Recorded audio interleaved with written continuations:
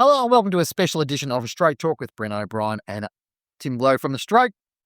More proudly brought to you by Inglis and Darley, and it was a superb day for Inglis today, Tim. We're almost in party mode here. Well, we're not in party mode, but Inglis certainly are. The record-breaking day, average in excess of $450,000, $25 million yearlings. The outside world may have its financial challenges, Tim, but certainly that didn't apply to what happened here at Riverside Stables today, did it? The champagne was flowing. Don't call it French champagne. According to Sebastian, it's champagne. Quite an extraordinary couple of days, really, to reflect on, yes, it's best of the best and all that sort of thing, what they marketed on, but to achieve what they have, given what's proceeded in the last 18 months and certainly this year at the market. The top end is not immune to what's going on, but certainly don't seem to feel the same pressure and see the value in elite bloodstock. Yeah, I mean, the aggregate's over $150 million. You said last year was probably about one horse. This year was about many, many different horses and probably a much healthier market in terms of that regard. They talk about a smaller catalogue, whether that matter. We'll hear from Sebastian Hutch a bit later on about whether that was a factor or not. But the reality is the purse for this quality bloodstock is quite extraordinary. Given how the rest of the yearling season has gone, but also what's going on in the broader world. And there was people that have missed out on, particularly Fillies, just talking to English people and buyers and vendors. People came here to buy a nice filly and they couldn't get them. They walked away empty-handed. Supply and demand. They kept a small catalogue, maybe partly by design, but demand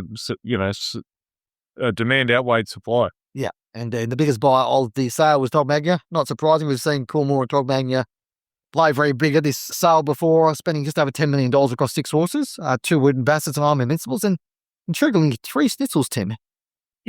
Yes, well, as I think Tom Magnier used the phrase yesterday, you keep going back to where you've drew for oil, and if you keep finding it, keep going back. And, they've obviously Switzerland, Shinzo didn't go through a sale, but part of their Colts partnership. They've got Best of Bordeaux on the roster, and, he is a 4-time champion sire and brilliant sire of sires. So they, obviously demanded, and as you said, Coolmore seem to get at the moment. Colts partnership seem to get a good colt every year at the moment, so they'll keep.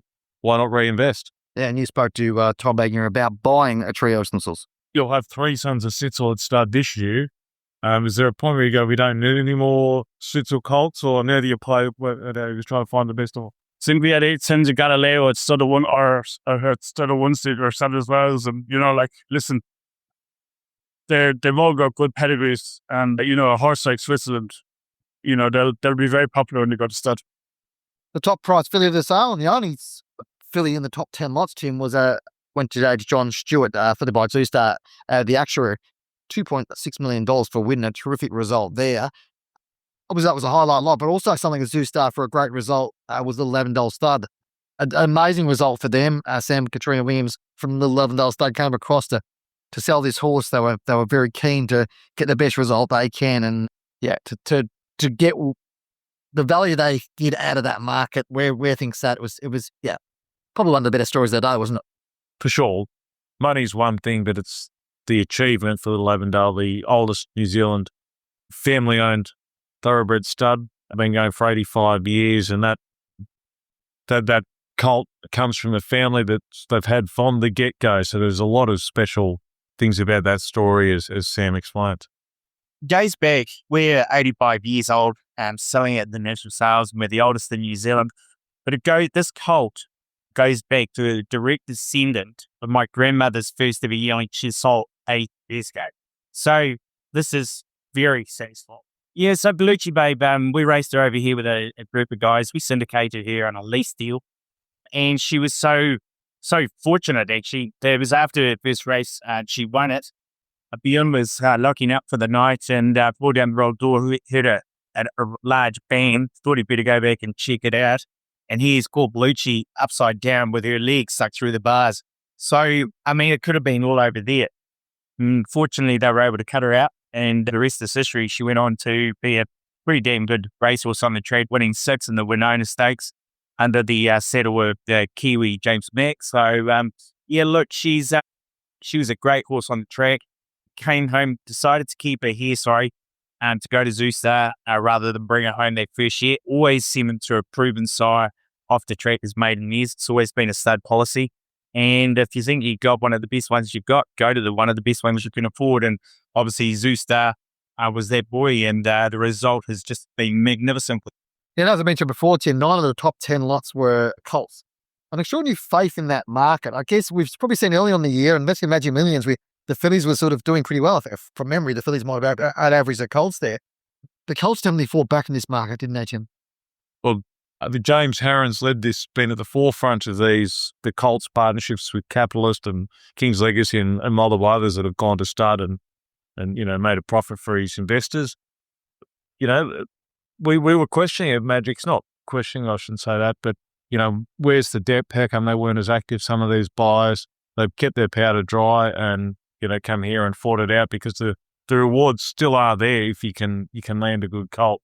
Even the story on the straight about Bin Rock, year-long, multiple parties are making inquiries about that colt because he's Australia's first Group 1 winning 2-year-old Biome Invincible, so a lot of appeal there.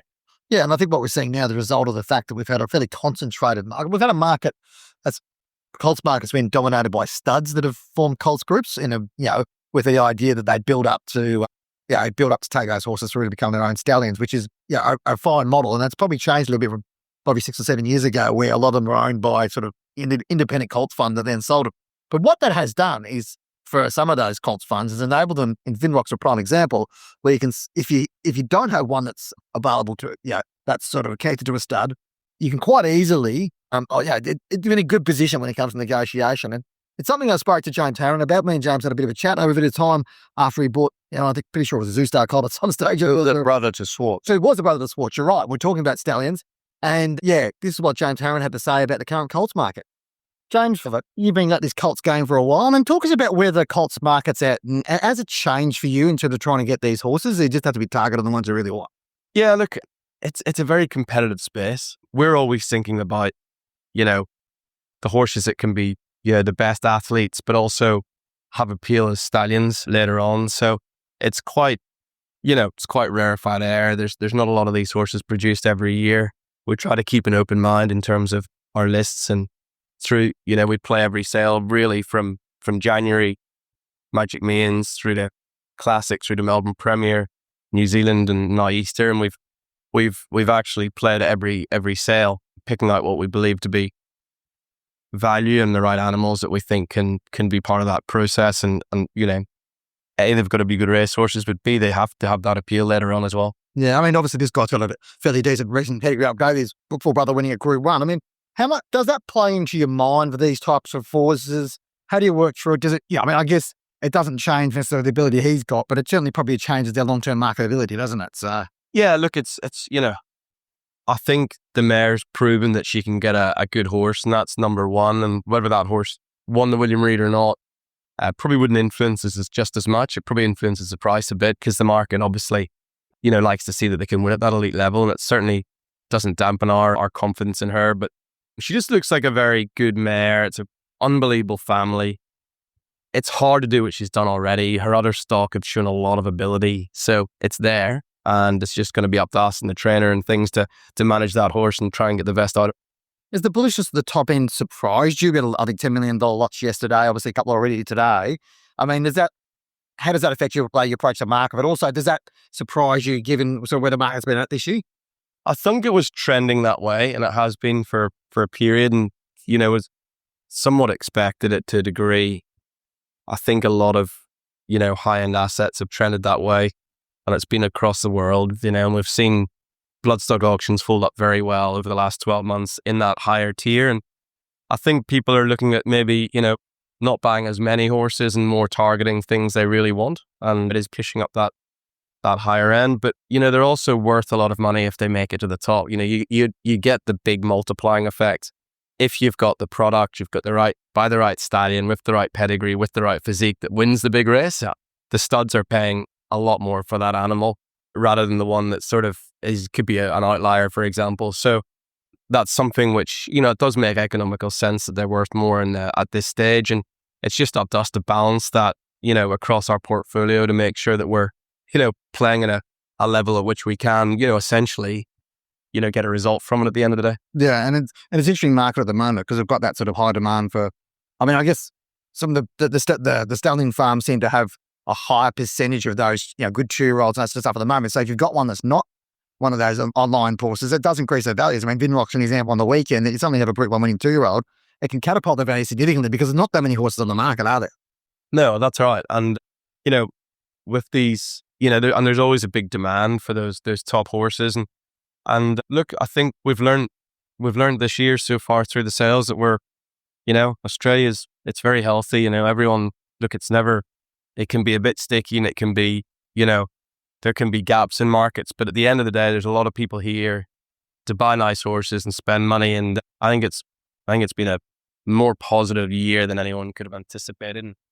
And no one knows Colts market's better than John Harron. Of course, he's been playing this India we spoke about before for a while. But man, we probably will let have not necessarily a final say, but certainly the defenders down. This is Sebastian Hutch.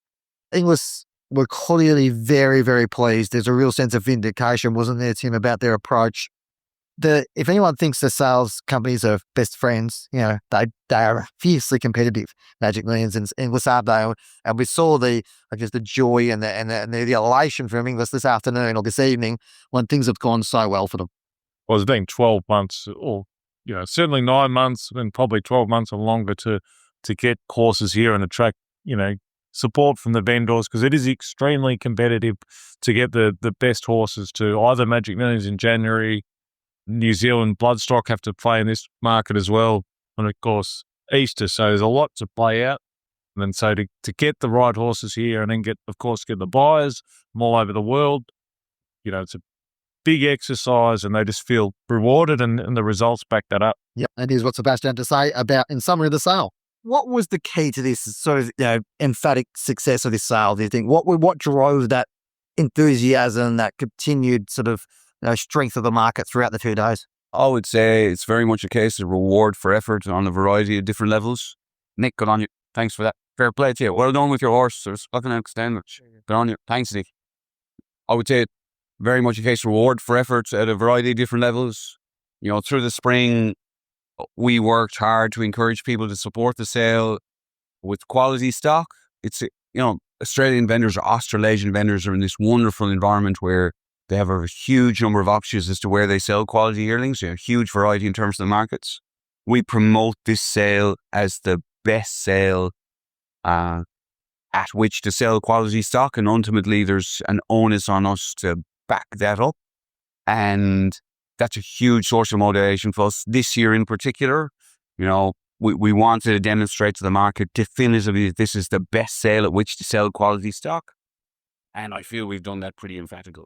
And so we wrap it up now, Tim. We're done with Easter. It's a record Easter, as I said. There's a lot of things for Inglis to be positive about. There's a lot going on in the broader world. 2026 yearling market. We're not finished the yearling season yet. There's still a couple more to go, but certainly the select yearling sales are a little bit, have gone past us now. Could be a very different market when we get to Gold Coast in 2026. Who knows what the world may bring us then, Tim?